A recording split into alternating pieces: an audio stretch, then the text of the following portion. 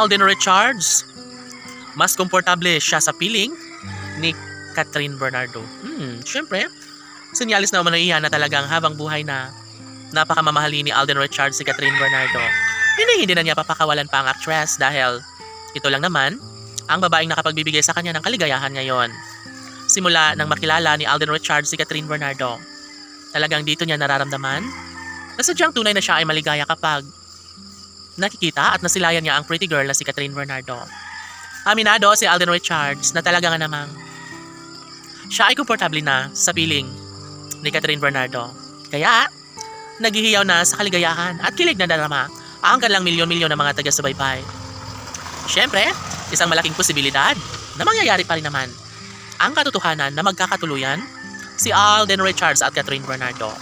Siyempre, sa halip na magiging matamlay ngayon si Alden Richards ay kita nyo naman na sadyang sobrang maaliwalas at masaya ang mga mata ni Alden Richards. Siyempre, kung tunay na magmamahalan ang dalawang magkarelasyong ito sa habang panahon, ay ito lang naman ang makapagbibigay kaligayahan sa lahat. Na sana nga ay hindi na titigil pa si Alden Richards at Catherine sa kanilang tunay na damdamin. Ngayon ay talagang masasabi ni Alden Richards na hindi kailanman magbabago ang kanyang tunay na damdamin para sa actress. Sa lahat ng mga pagkakataong ito ay hindi na mapapantayan ang nararamdamang pag-ibig ni Catherine para kay Alden Richards. Of course, ito umano ay maaari na sila talaga mismo ang magkakatuluyan sa ayaw at kagustuhan ng mga bashers. Of course, hindi naman madali para sa taong bayan na hindi tanggapin ang katotohanan kung tunay na nagmamahalan si Alden at Catherine ay posibleng nahahantong talaga sila sa habang buhay na kaligayahan. Tanong ng mga netizens, maaari nga ba na magiging makulay na ang buhay ni Catherine Bernardo sa piling ni Alden Richards?